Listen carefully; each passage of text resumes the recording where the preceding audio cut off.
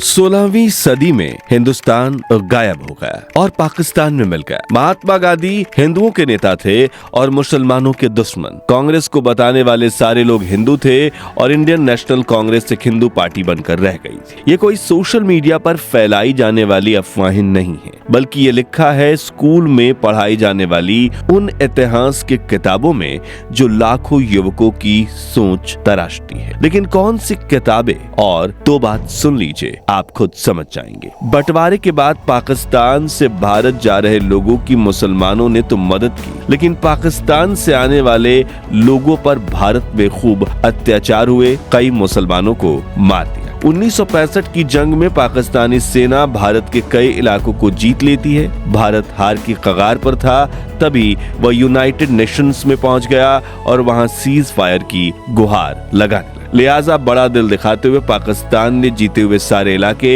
हिंदुस्तान को वापस लौटा दिए और इस जंग में पाकिस्तान की जीत हुई। जी हाँ, ये उन्हीं किताबों के कुछ पन्ने हैं जिन्हें पाकिस्तानी सरकार ने अपनी स्कूलों में पढ़ाने की मंजूरी दी है। इनमें एक छंद ये भी है कि जिहाद क्या होता है। जिहाद अल्लाह की राह में काफिरों के खिलाफ जंग को कहते हैं। काफिर कौन होता है? जो मुसलमान ना।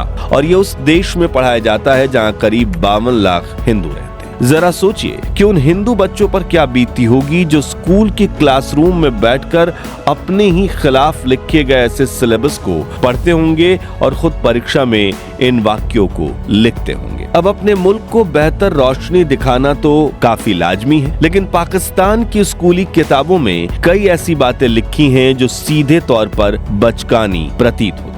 तो पाकिस्तान की स्कूली किताबें अपने इतिहास, जिसका एक महत्वपूर्ण हिस्सा हिंदुस्तान से जुड़ा है, उसके बारे में क्या कहती हैं, जानेंगे आज इस खास पेशकश में। तो बने रहिए वीडियो के अंत तक। अगस्त 1947 जब हिंदुस्तान दो हिस्सों में बट गया, एक तरफ भारत जिसने संविधान बनाकर सबको जोड़ा और दूसरी तरफ पाकिस्तान में संविधान बनाने की कई बार कोशिश हुई, लेकिन हर बार इसे ये कहकर लौटा दिया गया कि यह हनफ इस्लामिक नहीं है। लिहाजा लंबे समय तक पाकिस्तान का संविधान ही नहीं बन पाया और पाकिस्तान की अपनी पहचान नहीं बन पाई। शुरुआत में तो वहाँ के स्कूलों में भारत की ही किताबें पढ़ाई जाती थी, वही इतिहास, वही हीरो बच्चों को बताया जाता था। अकबर कौन था, अशोक कौन था और भगत सिंह ने क्या किया। बच्चे वहीं से सीखते थे कि कैसे अंग्रेजों के खिलाफ हिंदू, मुस्लिम और सिख सब ने मिलकर आजादी की लड़ाई लड़ी थी, लेकिन ये ज्यादा दिन तक नहीं चला। 1948 में पाकिस्तान के पहले शिक्षा मंत्री फजलुर रहमान ने हिस्टोरिकल सोसाइटी ऑफ पाकिस्तान की नींव रखी ताकि अपने मुल्क का इतिहास खुद लिखा जाए। लेकिन जैसे ही जिन्ना की मौत हुई, उस मिशन की रफ्तार भी मर गई। इसके साथ खत्म हो गया साझा इतिहास का सपना। फिर आया साल 1958 जब जनरल अयूब खान ने फौज के दम पर पाकिस्तान का पहला तख्ता पलट किया और खुद को मुल्क का हुक्मरान घोषित कर दिया। यहीं से पाकिस्तान के बच्चों के दिमाग में झूठ बोने की तैयारी शुरू हुई। अयूब खान ने आदेश दिया कि अब पाकिस्तान के स्कूलों में सिर्फ सरकारी किताबें ही पढ़ाई जाएंगी, यानी वही लिखा जाएगा जो सरकार चाहे। और सरकार चाहती थी एक ऐसा इतिहास जिसमें सिर्फ इस्लाम की महिमा हो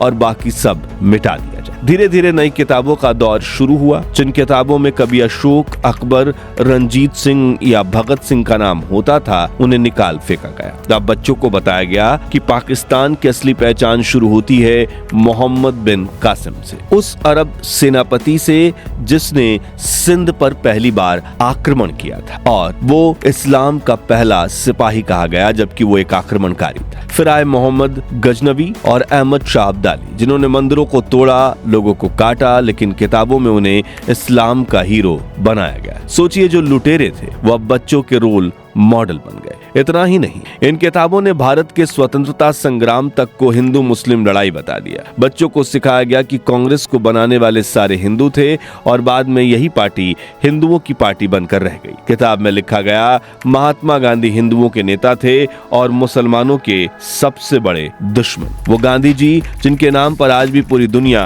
अहिंसा का पाठ पढ़ती है, वो गांधी जिन्होंने मुसलमानों के अधिकारों के लिए अनगिनत बार खुद को खतरे में डाला, उन्हीं गांधी को, जिन्हें नाथूराम गोडसे ने इसी वजह से गोली मारी क्योंकि वो मुस्लिमों के लिए ज्यादा बोलते थे, उन्हीं गांधी को पाकिस्तान के स्कूल में हिंदू राष्ट्रवादी कहकर पढ़ाया गया। 9वीं क्लास की पाकिस्तान स्टडीज किताब में कांग्रेस के बारे में लिखा गया कि कांग्रेस को बनाने वाले सारे लोग हिंदू थे और वो आगे चलकर ये पार्टी एक हिंदू की पार्टी बनकर रह गई। लेकिन क्या ये सच है? जवाब है नहीं। बदरुद्दीन तैयब, हाकिम अजमल खान और मौलाना अब्दुल कलाम आजाद जैसे लोग कांग्रेस के अध्यक्ष थे। यहाँ तक कि मौलाना आजाद कांग्रेस के सबसे बड़े नेताओं में से एक थे, भारत के पहले शिक्षा मंत्री भी थे। यही नहीं, जब मुस्लिम लीग बन गई तब भी कांग्रेस पार्टी में मुस्लिम नेताओं का काफी प्रभाव था। इतिहास में सच को पलट देना वहाँ की राजनीति का सबसे आसान हथियार बन गया। अब स्कूलों में पढ़ाया जाता है कि आजादी की लड़ाई में मुसलमानों को अलग कर दिया गया, इसलिए उन्होंने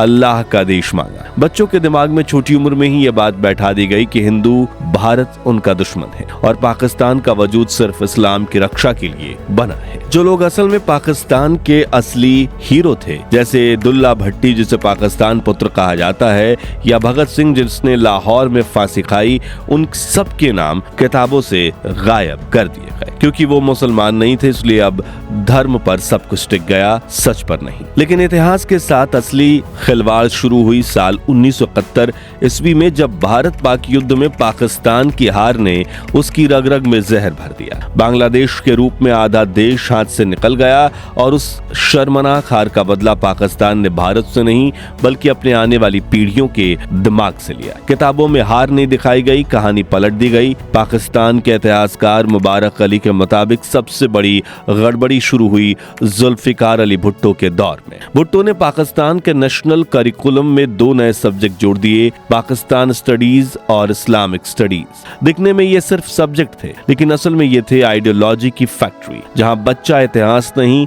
हुकूमत का लिखा झूठ पढ़ता था। इन किताबों में यहाँ तक लिखा गया कि पूर्वी पाकिस्तान यानी आज के बांग्लादेश में हिंदुओं की बड़ी आबादी थी जिन्होंने पाकिस्तान को कभी स्वीकार नहीं किया और यही वजह थी कि उन्होंने पूर्वी पाकिस्तान को भारत से मिलाने की साजिश रची। अब सोचिए, जिस बांग्लादेश की लड़ाई असल में भाषा और संस्कृति की लड़ाई थी, उसे किताबों में धर्म युद्ध बना दिया गया। सच तो यह था कि ईस्ट पाकिस्तान और वेस्ट पाकिस्तान के बीच लड़ाई का कारण हिंदू मुस्लिम नहीं बल्कि बंगाली और उर्दू की पहचान थी, लेकिन भुट्टो सरकार ने इसे धर्म की दुश्मनी में बदल दिया ताकि हार का दोष अपने ऊपर न आए। पाकिस्तानी पत्रकार अफनान खान ने द गार्डियन में लिखा था, पाकिस्तान के हुक्मरान अपने बच्चों को शुरुआत से ही एक बात सिखाते आए हैं, ये देश धर्म के नाम पर बना है और धर्म के सिवा कोई पहचान मायने नहीं रखती, यानी इस्लाम के सिवा सब कुछ गुनाह है। उसी सोच के चलते बच्चों को पढ़ाया गया कि पाकिस्तान सिर्फ और सिर्फ मुसलमानों का है। अब यही इतिहास पढ़ रहे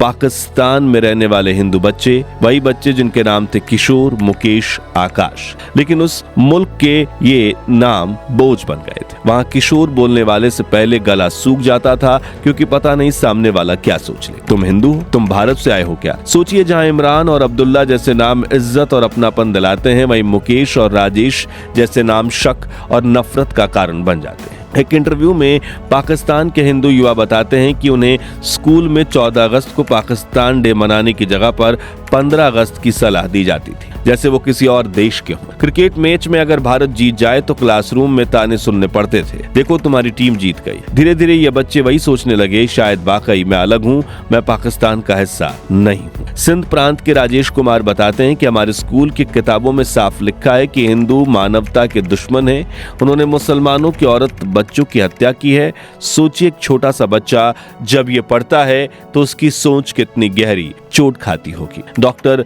राजवंती कुमारी कहती हैं, हमारी किताबों में लिखा था कि हिंदू मुसलमानों के दुश्मन हैं, लेकिन मैंने तो अपने सभी दोस्तों के साथ ईद, होली सब मनाई है, फिर मैं दुश्मन कैसे हो सकती हूँ? हर पन्ने में काफिर शब्द बार बार आता है। जो मूर्तियों की पूजा करे वो काफिर है, यानी वही बच्चा जो अपने घर में दिया जलाता है वो क्लास में सबकी निगाहों में गुनाहगार बन जाता है। शिक्षक पढ़ाते थे, हिंदू बेटियों को जिंदा दफना देते थे और बाकी बच्चे ठहाके लगाते थे। आप सोचिए, एक मासूम बच्चा जो हिंदू है उस पर क्या बीत रही हो। की। यही था पाकिस्तान का नया इतिहास, जहां किताबों में सिखाया गया पाकिस्तान की बुनियाद नफरत पर टिकी है और धर्म की पहचान है। वहां हिंदू सिर्फ एक किरदार नहीं बल्कि कहानी का खलनायक भी बना दिया गया। इन किताबों में यहाँ तक लिखा गया कि हिंदू पाकिस्तान और इस्लाम के खिलाफ साजिश कर रहे हैं और मुसलमानों को काफिरों के खिलाफ जिहाद करना होगा। सोचिए, जब 5वीं क्लास का बच्चा ऐसी लाइनें रोज स्कूल में पढ़ता है तो वो क्या सोचेगा अपने पड़ोसी देश भारत के बारे में। फिर आया साल 1977 और पाकिस्तान में फिर एक तख्ता पलट हुआ। इस बार जियाउल हक ने भुट्टो को हराकर खुद को देश का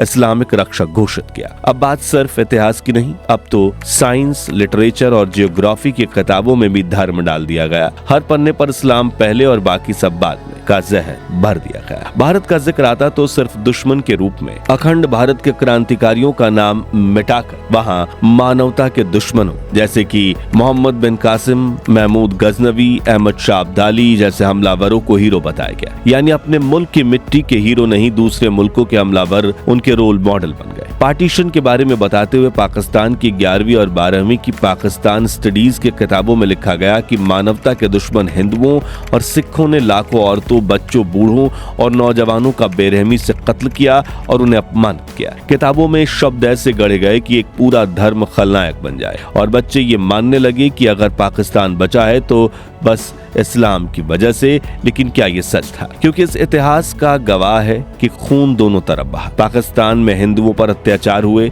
सिखों के गांव जलाए गए और मुसलमानों की लाशें भी उतनी ही गिरी थी। लेकिन पाकिस्तान ने अपने हिस्से की सच्चाई को मिटा दिया ताकि नफरत जिंदा रहे और जिम्मेदारी कभी ना आए। उनके किताबों में सिर्फ भारत एक दुश्मन और विलन है, ये वो तरीका था जिसने आने वाले पीढ़ियों के दिमाग में आइडियोलॉजी की फैक्ट्री में ढाल दिया, जहां बच्चा इतिहास नहीं एजेंडा पढ़ता था। तो दोस्तों, इसी तरह कई तरह के झूठ बोलकर, बातें छिपाकर, सबूतों को तोड़ मड़ोड़ कर पेश करते हुए पाकिस्तान ने अपनी किताबों में इतिहास को ही बदल दिया है। लेकिन जो बच्चे इन सरकारी किताबों से ही अपना इतिहास मानते हैं, उनके लिए इस तरह की एजुकेशन किस हद तक गलत है और इससे उनकी सोच पर क्या प्रभाव पड़ेगा और क्या नफरत में पलने वाली सोच कभी कभी सच्चा देशभक्त पैदा कर सकती है, इस बारे में अपनी राय हमें कमेंट्स में बताइए। उम्मीद है आपको हमारी ये पेशकश पसंद आई होगी। अगर हाँ तो इसे लाइक और शेयर करके पूरी दुनिया में फैलाकर इसे उन लोगों तक पहुंचाइए जो एक पाकिस्तानी युवक हो और उनकी भी आंखें खुले। और ऐसे ही सच्चे और रोचक वीडियोस के लिए हमारे चैनल को सब्सक्राइब करके